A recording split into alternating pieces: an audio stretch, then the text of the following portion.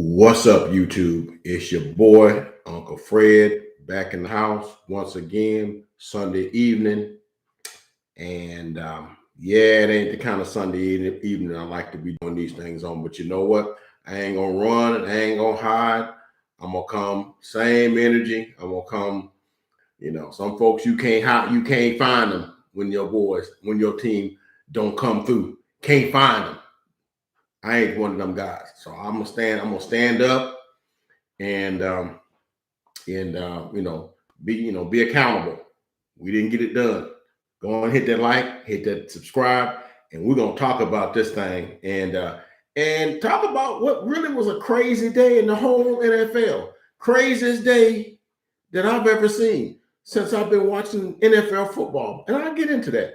But that's not what you came here for first. We came here for this Dallas Cowboy content, so let's get into it. So everything was set up. We had a game at AT&T at the 12 o'clock hour, which I'm like, why wasn't that not a 3:25 start? Why is it noon? Oh, that's crazy because I didn't even get a chance to even see the game because after church I was running around and stuff, and I didn't get back. Had issues with my phone. I couldn't get back, and so I was looking at it on the phone, and the score and the updates. Couldn't ever see any of it. I just saw 7-0, 6-0, 13-0, 16-0, 19. Okay, let's kind of get it going here. Next thing I know, it's 27-0, then 30-0, and I'm like, really? So if you look at the thing, and I went back and I looked at analyzed it. Like I said, all I saw was highlights of this game. I didn't really get a chance to watch that one, but it was ugly from the start. I mean, Cowboys, we was never in that game. I don't know if there's a couple of different factors that could have been at play. Could they, as I like to say, with a lot of young teams, one of the old expressions was they smelling their own pee. Was they reading their press clippings? Were they believing that they were better than they were? Now, I have been trying to tell y'all, but y'all wasn't. I was trying to told you, but y'all wasn't trying to heard me. Okay. Weeks ago, that I thought the Cowboys defense was opportunistic, but I thought it gave up way too many chunk plays. I've been saying that. I said, I know we get interceptions and fumbles and things of that nature, but a lot of times those things are fluky. If you're not playing good fundamental defense, not employing good coverage techniques, you're gonna get beat on some stuff. And you can't just because a guy throws the ball way off and you just capitalize on it, or a guy just kind of drops the ball after the handoff and you get the fumble. The fumble should come because you filled the hole and lit him up and he drops the football. The good fundamentals ought to be the precursor for turnovers. But I have been saying the Cowboys have been giving way too many chunk plays on our defense. I've been saying that. And y'all can go back and review some of my older tapes, my older videos. I've been saying that, and I was like, and I thought, when I saw how they handled Minnesota, I said, okay, well, they're getting better. They're not getting beat on a lot of stuff. They, playing, good sound coverage, and so, I went and I looked at this game, and I looked at this recap here. Let me recap this here. Now, this was the 100th regular season game at AT&T Stadium. Man, it just seemed like the other day they just opened that thing. But it didn't go as planned. Broncos rushed the ball for almost 200 yards. We was averaging giving up about 88. Don't know what our defensive line was doing, but they wouldn't. There was a run that I think Javonte Williams ran where he just ran through guys for about 20 yards, just drug the whole Cowboys team for about 20 yards. I'm like, guys, have some sort of pride. Don't let yourself get drugged. That's just embarrassing. That just let me know they didn't come to play. Javonte Williams had 111 yards on like 12 carries, and then my man Melvin Gordon had like 80 on 21 carries. The Broncos had 18 plays of 10 yards or more, and six plays for more than 20, and 2 plays of over 40. What are those? Plays of 15 yards or more. What do we call them? Chunk plays. And you really should only give up maybe 2 of them in a ball game. They gave up, 18 of 10 or more. That's like 18 first downs or whatever. And 6 went for 20 or more. So you gave up 6 20-yard plays and 2 40-plus yard plays. You're not winning nothing with that. If guys have to cover guys and guys have to make tackles, that's just fundamentals. The game is simple. Block and tackle. Block, cover, and tackle. Game pretty simple on defense. It's simple. If you don't do those things, and then tackling involves taking the right pursuit angles, not taking the angle where he can go to the sideline and bust it off for 15, 20 more yards. Cut that off. There's a science to that. But that game, Teddy Bridgewater was spectacular. I think he was like he completed 67.9% of his passes, 249 and a touchdown, 107.6 passer rating. And I don't know what was going on with our offense. Do you not know that going into the fourth quarter, we had like 5 first downs? I BS you not. 5 first downs. We had 109 yards of offense in the first half. Dak had like 5 completions, out of like 18. It was like 75 yards. I'm just gonna tell you let me show you what I'm talking about. The play-by-play. Ain't no sense in me going to the play-by-play on any of these because it's really the same thing. First possession, 4 plays, downs, tried for it on 3rd and 1 and 4th and 1, got stuffed both times. Stuffed on 3rd down, tried to throw it on 4th down, incomplete. Turned it over on downs. Second time we had the ball with 9 plays, turned it over on downs. Tried for it on 3rd. We went 58 yards on that, but I think we had a long play and 2 other first downs on that one maybe. And then we went for it on 3rd and 1 and 4th and 1. Same thing. Didn't get it. Turned it over on downs. They turned it into a touchdown. So now it's 6-0. Okay. And then 4 plays, 20 yards, punt. Then another touchdown, which consisted of 6 plays, 80 yards. Okay. That one concluded in a 44-yard touchdown pass on Diggs. Now, you can get interceptions, but you can't get beat on stuff like that. So I'm all for guys, pumping themselves up like, yeah, I'm gonna get dude. You got roasted today, and you got to own that. Own that. I got my whoop today. Own that. No excuses. Get in the lab. Work harder. Okay. I don't play that stuff, whatever. Well, no. Get in the lab. Work harder. Get in the playbook. Work harder. That's the thing on that. Then we get the ball back. 4 plays, punt, 20 yards, cover. Let's get another touchdown. Okay. 4 plays, punt. Field goal. I'm sorry. And that's where it ended up being 16-0. Then 5 plays, punt, covering 8 yards. Then the end of the half. There are 2 turnovers on downs, and then there's let's see here.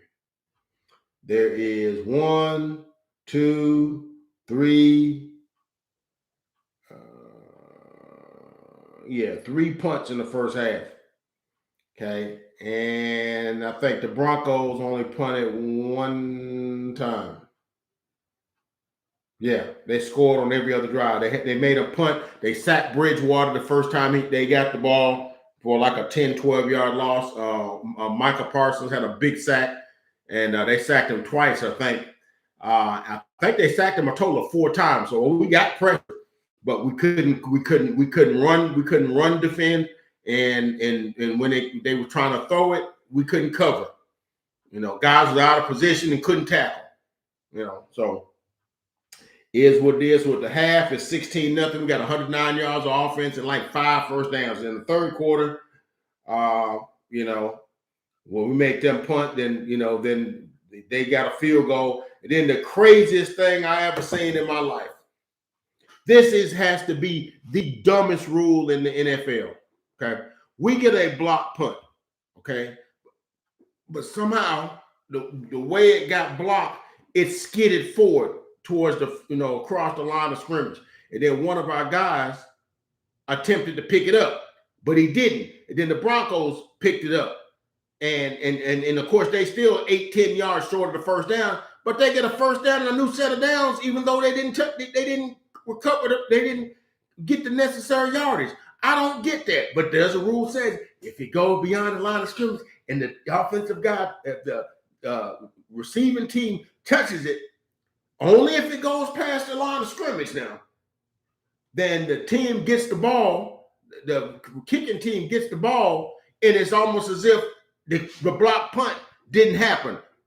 What kind of crap is that?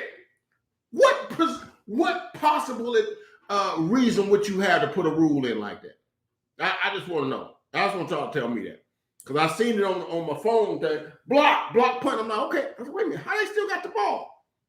And they drove on down and got a touchdown. I'm like, what the heck? Didn't we block the punt? Did they recover it and get a first down? Nope, but you don't have to. So if the punt goes beyond the line of scrimmage, now we saw a punter punt the ball beyond the line of scrimmage and nobody called anything. So I think the NFL need to get in their rules and say, okay, we don't need this rule, we don't need that rule. Like that running out of the back of the end zone when you going into the end zone, if you fumble it forward through the end zone, then it's a touchback. I think they need to do away with that one too. You know, it just comes back to where you fumbled it at and you go ahead, you know, but whatever. But I just don't understand. You blocked the punt through a freak of the how it spun when it got blocked. It went forward, and then the guy tried to recover it, and it bounced crazy. So yeah, you're trying to recover it, but somebody got it, but they only gained like a yard, so they don't get a first down. I don't understand why he would get a first down on that. I would say they would have to still punt again. They recovered it, and they would have to still punt. That would be the last thing. But you don't get that with a new fresh set of downs. Like it's 1st and 10, like the punt block never happened. How the heck is that possible? How is that a good rule? I just don't get that. That's just dumb. That rule just has no validity and there's no purpose for that. But you know, hey, when those things going against you, they'll let you know it ain't your day. And then luckily they missed a field goal later, 53-yarder. It would have been 22-0. Then with another 3 plays, punt, and then an interception. Dak threw an interception. Then they kicked another field goal, and then it's 30-0. And for all practical purposes, then we got a couple of cosmetic scores late in the game. Some guy named Malik Turner, I think, scored 2 touchdowns. Never heard of him. I think he plays a lot on special teams. Our big guys. CD Lamb dropped 2-3 passes. Amari Cooper, who hadn't had a drop all season, had 54 targets, 39 completions to him, and not a single drop. Dropped 2 or 3 passes today. Dak ended the day with I think 19 out of 39, which is like 47.8, which is like his lowest completion percentage since his rookie year. 19 to 39 for 232, 2 touchdowns, 1 interception. Okay. And for the most of the game, but up until like late in the 4th quarter, he was like 5 for 22. Just telling you what I seen. Okay. It was like 5 for 22. And he kind of got on the roll when they was in prevent, and you know. But I do think that the Broncos were trying to preserve the shutout. When you up on a team 30-0, you want that shutout. So I'm not buying that. Well, they just tried to, you know, whatever. They didn't care. No, teams like that shutout because that's like a you know. So anyhow, Elliott was 10 carries, 51 yards. You know, he was in and out of the lineup, had some sort of knee contusion. You know, we know that Amari Cooper had his hamstring, but he played, so we're not going to use that as an excuse. We know CeeDee Lamb had his ankle, but he played. He was listed as, you know, he played, and so we're not going to use that as an excuse. Now, I know, you know, I do know we didn't have Tyron Smith, but they didn't have is it Bowles? Their Garrett Bowles, I think that's his name. Their left tackle, same thing with an ankle. So they shift some guys around. So we actually had a better scenario because we ended up putting Terrence Steele on the left side, but he ended up struggling, gave up a sack and some other thing. He wasn't good. And Lyle Collins looked like he was out of shape and because he played the whole game instead of spot duty. And he didn't look right. And then two, hey man, say it for what it is. And I don't like to make no excuses, but you know, Dak really ain't practiced in 2 weeks. And you really, in the NFL, you really just can't go out there and like, well, I ain't practicing 2 weeks and just pick up where you left off. The NFL guys are just too good. It's like, as the old adage said, Dax even said that in his press conference, man, them guys get paid too, you know. So, and it looked like he was a little off. His timing was off. His rapport with the receivers was off. Everything was off. The offensive line was off. Everything was off. Nothing was on in this game. So this is one of them games like Jalen Hurts said, we're going to flush this one, move on. Flush it and move on. Now, me, I'm one of those type of individuals that if the Cowboys win 4 or 5 games in a row, I'm not going to say, ooh, yeah, we're going to the Super Bowl, like those obnoxious Cowboy fans that no other people in the world like to be around. You know, I'm not that guy. But I'm also not saying the sky's falling because we lost one game. Dude, this is the first game we lost since the 1st of September. Shoot, it's mid-November. Okay? We doing okay. We're fine. Okay? I'm not saying the sky's not falling. We're fine. The world's not ending because we lost this game. We'll flush it, move on. Okay? We got bigger fish to fry. We can't hang our heads over this. We got Atlanta coming. Atlanta had a miraculous comeback today after I thought they had choked another one. And so we got them coming next week. Matt Ryan is playing good football right now. Wasn't playing it earlier. And we woke up from this, out of this doldrums to win. We're going to get whooped next week too. Then I'll start thinking the sky falling. You know, we start losing 2 in a row at home to what I would consider inferior competition. Yeah, something we got to do something. But yeah, we was off today. Everything was off. Only had 290 yards of offense. Do you know we've almost had 400 yards of offense in every game? The only game we didn't have 400 was against the Eagles. We won that game 41-20, and we really took the foot off the gas in the fourth quarter because we was up, you know, pick sixes and stuff. We was already way ahead, and so we weren't trying to, like, you know, increase the yardage. But in every other game, we had over 400 yards. Okay, 290. Okay, 290, and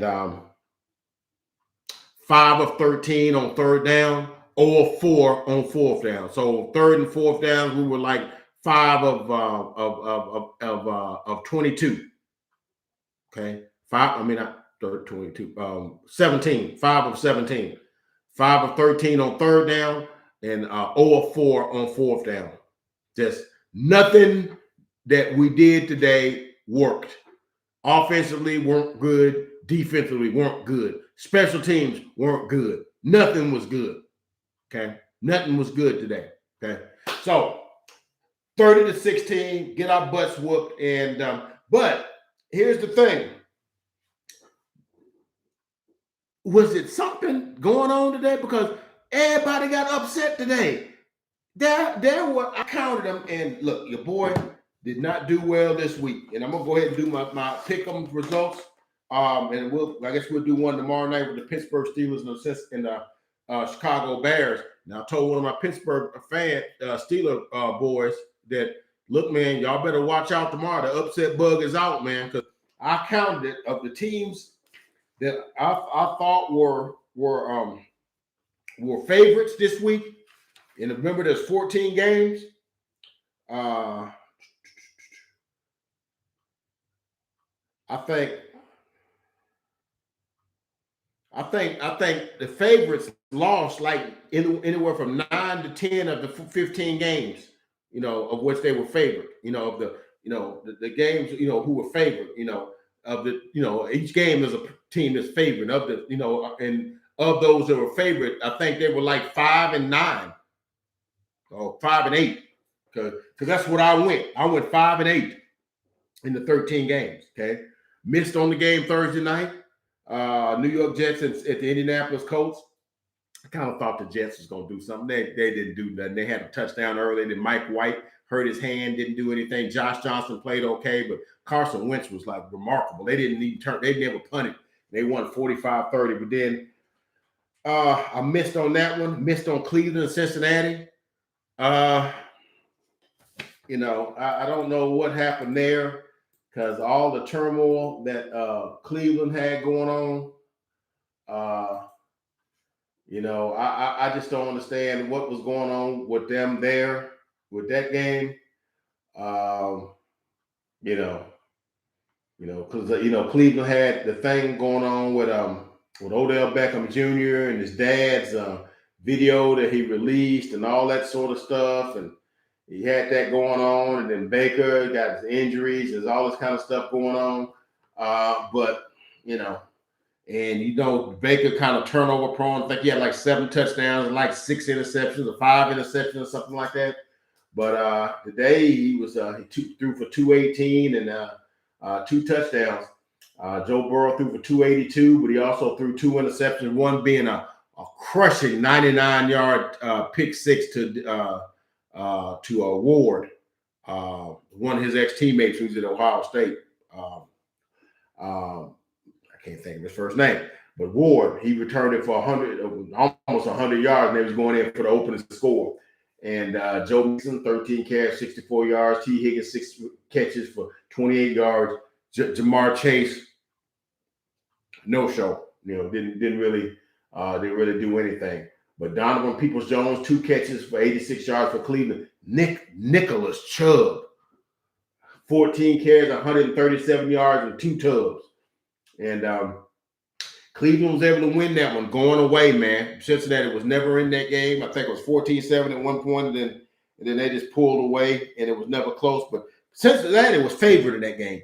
Okay, they were playing at home. Cleveland got all this turmoil, and the offense has been like, they've scored like 10 points and no more than like 10 points in like the last 2-3 games. Offense has been, and Cincinnati coming off that loss at the Jets, they were mad. They were like, no, we got to get our stuff together. So I picked Cincinnati. They were favored. They were playing in Cincinnati, but they lost. Okay. And then you go with Dallas and Denver. That's an upset. The Cowboys was favored by 10.5. Lost by 14. What are you going to do? Lost by 2 touchdowns. Okay. They were favored and lost. Okay. The biggest one, Buffalo and Jacksonville. Are you kidding me? That's probably the biggest upset of the entire NFL season. Buffalo is a Super Bowl contestant, whatever you want to call it, by most people's estimations. Totally sleepwalked in this game. I mean, a total stinker by the Bills in this game. Don't know what the heck happened in this game. I really don't. I have no clue as to what, there's upsets and then there's like upsets. And Josh Allen threw for 264 yards, ran it for 50. He's been leading them in passing and rushing for like the last few games. Their running game is sort of Lawrence only threw for 118 yards, but the funny thing about this game is that Buffalo never could get any offense going and whatever. And I think he threw 2 picks. I've never seen a game where a guy got sacked by the same name of the dude that you got sacked by, and intercepted by the same name of a dude that you threw it to, or whatever. What am I saying? Josh Allen got sacked by Josh Allen. There's a Josh Allen that plays linebacker for is it defensive end or linebacker? I'm not sure.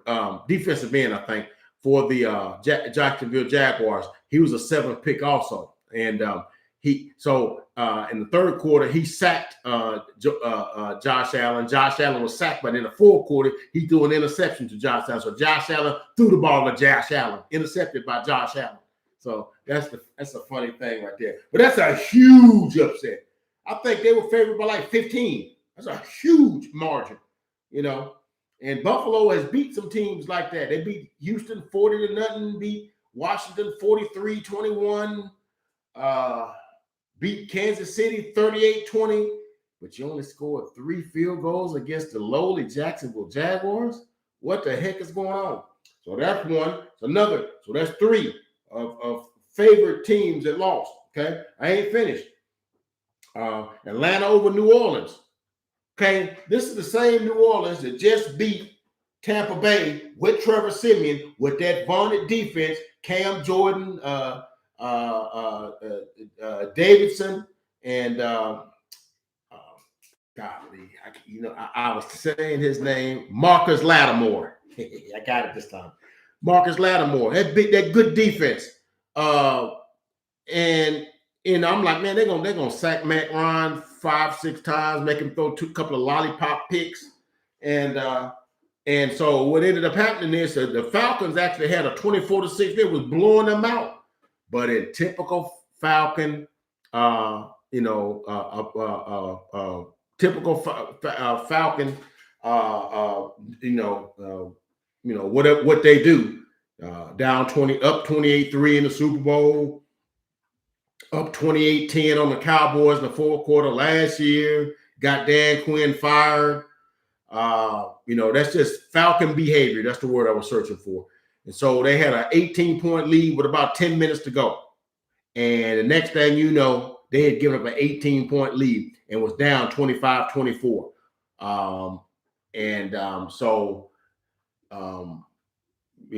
I think it was a touchdown by Marquez Callaway, if I'm not mistaken. That's who they went ahead, and it was. And I was thinking, man, typical Falcons. That's what Falcons do. But then I said, wait a minute, didn't the Braves just win the World Series? And I think that's like, nah, man, we don't do that no more. And then Matt Ryan hit my man Cordero Patterson down the right sideline, tiptoed down the sideline for a 64-yard pickup, and would set it up for Younghoe Koo's walk-off field goal, and the Falcons win it 27-25, and they're 4-4. That's another upset because they're playing at New Orleans. Okay, and so that's another upset. Okay, I'm counting 1. I'm counting 2. I'm counting 3. That's the 4th upset. Okay, what about this? New York Football Giants. Let me get the score on that one. It's right here. It's right here. Yeah, 23-16. Okay. Derek Carr threw for 296, and he was 30 of 46 for 296, 1 touchdown, 2 interceptions. Daniel Jones 15 of 21, 10. Kadarius Toney he threw a pass, but it didn't connect.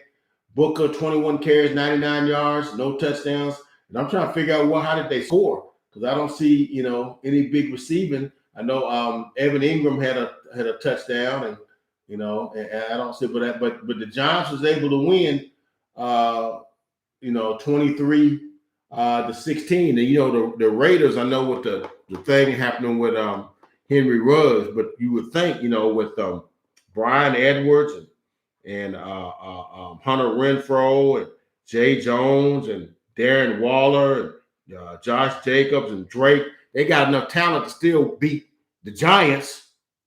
But and I think they were like a 7 or 8 point favorite, even in the Meadowlands. And but yeah, the I'm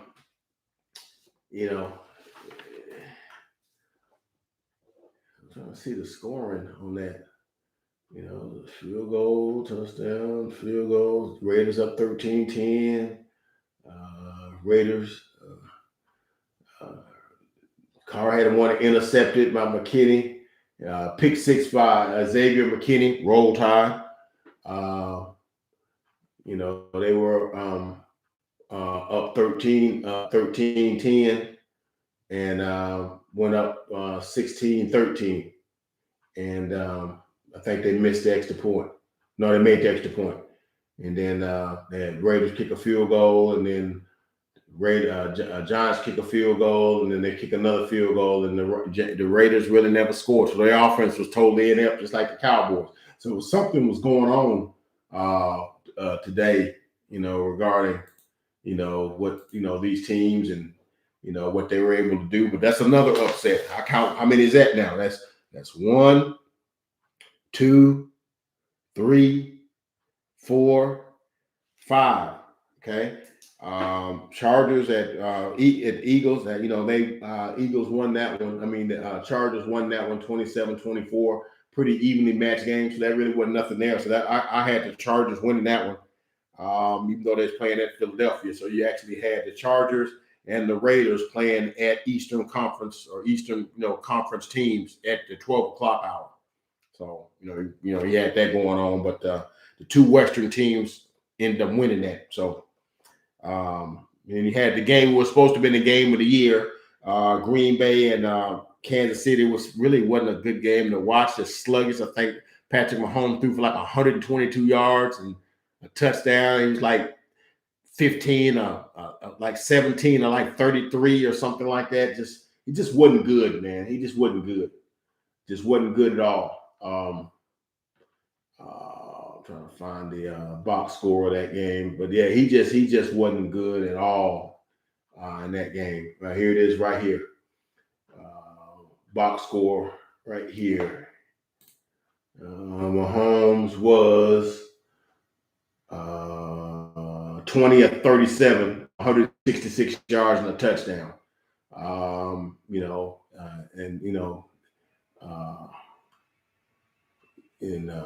Williams, 19 carries, 70 yards. Some symbols of a running game. Jordan Love, he didn't do too much better. 19 of 34, 190, 1 touchdown, 1 pick. Aaron Jones, 12 for 53, and AJ Dillon, 8 for 46. Jordan Love, 5 for 23. So they had over 100 yards rushing and whatever, but they just couldn't get anything going. It was 13-0 for most of the game. And they scored one late touchdown to Alan Lazar late in the game. It was a 20-yard touchdown pass to Alan Lazar. Made 13-7 for all practical purposes. That's all she wrote on that. And Patrick Mahomes made a third down throw to Tyreek Hill off script. Off balance, and he won his typical throws, and that ended the game. He got a first down. They were able to kneel on it. So that was supposed to be the game of the century, the game of the year, the two State Farm representatives. But we know the thing, but Aaron Rodgers didn't get to play, so that game was a yawn. Then you might not think this was an upset, but it was when you look at the context.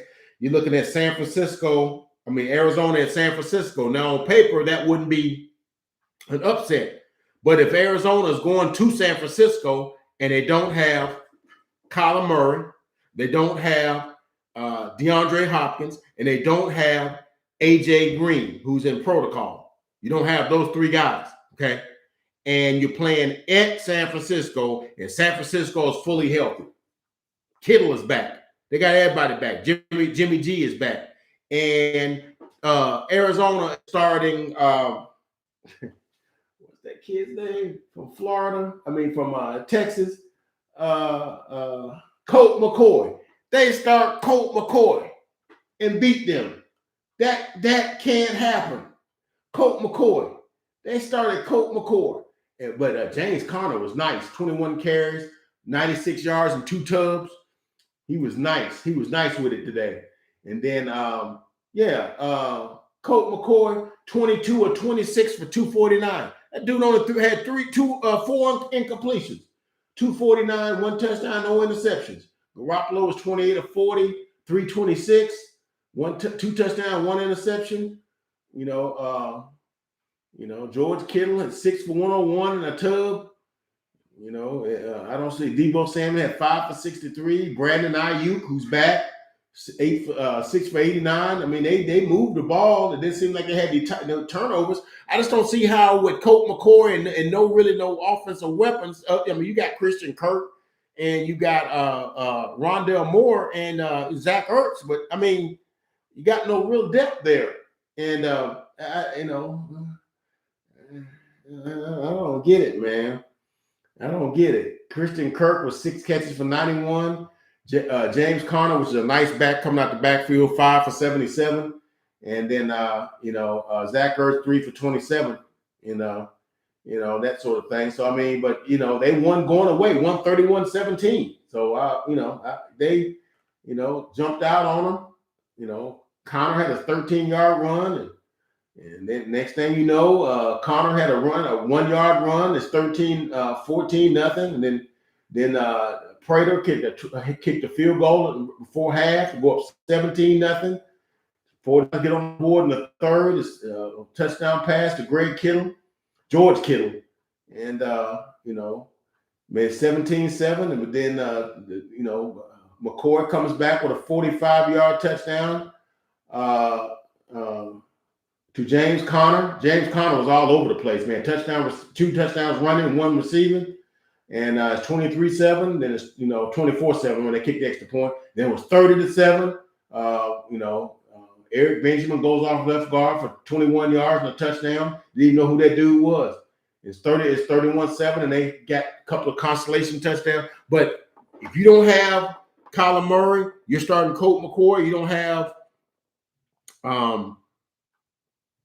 DeAndre Hopkins, don't have AJ Green, and you come into San Francisco and you beat them by 2 touchdowns, San Francisco was favored by like a point because, of the injuries. And so that's an upset to me. So that's like 6 upsets, okay?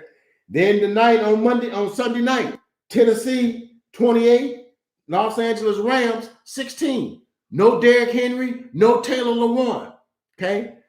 They started Jeremy McNichols and, my man, Adrian Peterson had a touchdown late.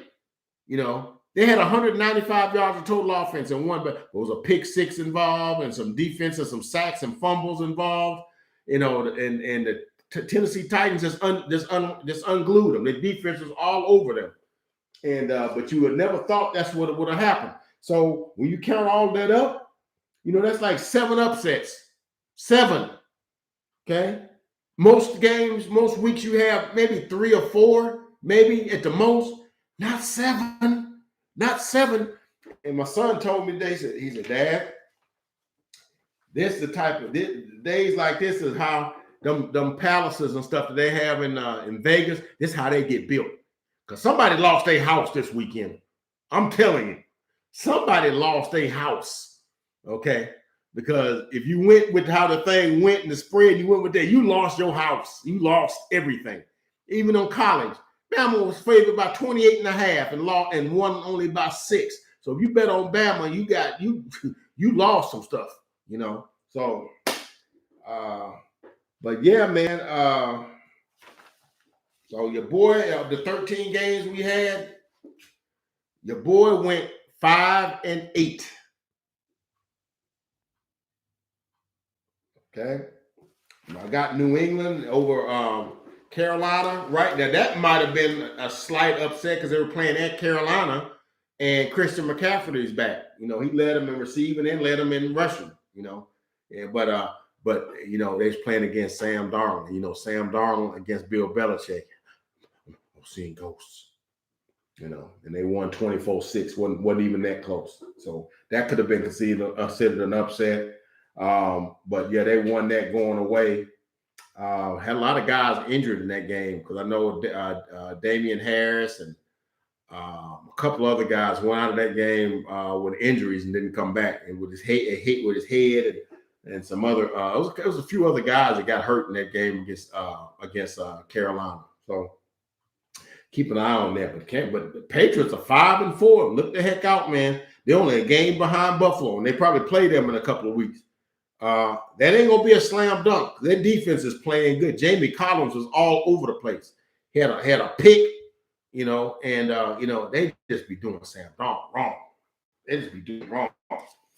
But yeah, New England 5-4. So look out for them, man. And a lot of folks like, oh man, Belichick was carried by by Brady. No, Belichick's a pretty daggum good coach, man. You know, he's pretty good. He's winning against teams that really are supposed to be better than them. Should have beat us. Should have beat Dallas. But, you know, Dak was just too good that day, you know, but he wasn't good today. So Miami over Houston, the Who Cares Bowl. One was 1-7, one was 1-8. So I mean, we gonna do it. The Dolphins won 17-9. It's like, yeah. And that's pretty much the gauntlet of the games. And we got Chicago and Pittsburgh Steelers tonight. And if Pittsburgh loses to the Bears, I know something's wrong. The upset bug is here, and something maybe because the NFL lost out on the game of the century. Maybe they said we want all these favorite teams to take an L because all of them inexplicably lost when they shouldn't have. You know, I don't know. I'm just talking. But like I said, man, the NFL, you see something, you know, even in a day when I don't feel the best because of what happened to my boys, it's always something you see that you haven't seen. I've never seen like 8 upsets in a day before, of 8 favorite teams losing, and most of them by double digits. You know, Cowboys lost by double digits. You know, Bengals lost by double digits. There was another one that they lost by double digits. And I can't remember who it was. You know. It was another one that they lost, but of course Buffalo and Jacksonville just took the cake. That's like the biggest upset of the year, right there. You know, if somebody would have told me Buffalo's beating them 40-3, I would have said, "Yep, that's about right." But they lost 9-6. Josh Allen.